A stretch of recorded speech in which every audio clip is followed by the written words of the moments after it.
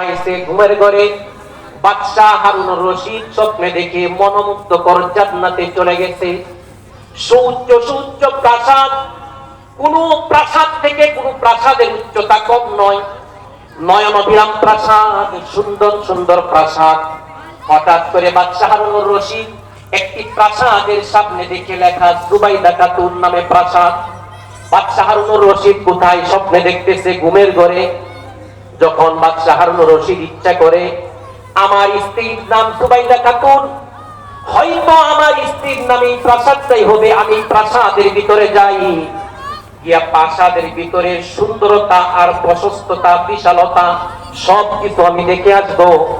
এমন সময় ওই প্রাসাদের যে প্রহরী দারোয়ান সে বলে, তুমি এখনো দুনিয়ায় আছো, স্বপ্নে দেখতেছো। দুনিয়ার নিয়ম আর জান্নাতের নিয়ম ভিন্ন। দুনিয়াতে স্বামীর ঘরে স্ত্রী যাইতে পারে, স্ত্রী ঘরে স্বামী যাইতে পারে, কিন্তু জান্নাতে একজনের ঘরে আরেকজন ঢুকতে হলে অনুমতি লাগে। জুবাইদা খাতুন থেকে অনুমতি নিয়ে আসা জুবাইদা খাতুনের প্রাসাদ। এই মুহূর্তে বাদশাহ হারুনুর রশিদের ঘুম ভেঙে যায়। ও আল্লাহ, আমি কি দেখলাম? তাহলে গতকালকে ওই যে নদীর পারে যে প্রাসাদ আমি ক্রয় করিলাম, হয়তো আমার স্ত্রী জুবাইদা খাতুন ক্রয় করেছে, তার মানে সে হলো জান্নাতে একটি প্রাসাদ ক্রয় করে নিছে। দৌড় দিয়া যায়, গিয়া দেখি নদীর পারে বাহলুল পাগল আছে নাকি, গিয়া দেখে আসি, গিয়া দেখে আসি। এ বাহলুল পাগল কি করো?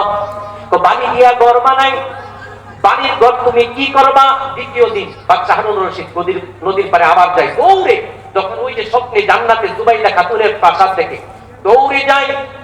হে বাহলুল পাগল কি করো? বাড়ি গিয়া ঘর বানাই। বাড়ির ঘর তুমি কি করবা? বাড়ির ঘর আমি বিক্রি করব।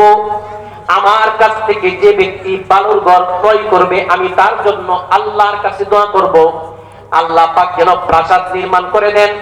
এমন সময় বাদশাহ হারুনুর রশিদ বলে, এক দিরহাম কোন সারা দুনিয়ার যত টাকা আছে, দিরহাম আছে, সমস্ত দিরহাম আমি তোমাকে দিয়ে দিব। তুমি আল্লাহর কাছে দোয়া করো, আল্লাহ পাক যেন জান্নাতে আমাকে প্রাসাদ নির্মাণ করে দেন।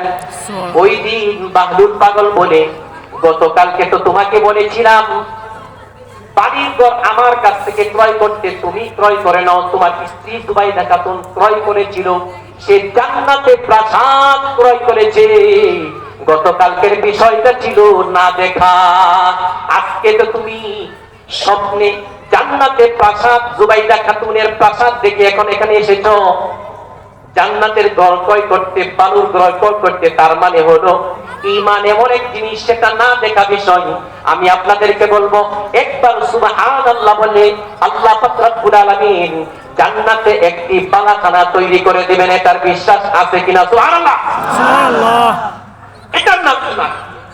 আজকে আমি বাকির ব্যবসা করতেছি, যদি বলি এই মাদ্রাসাকে মহব্বত করবেন, আল্লাহ আপনাকে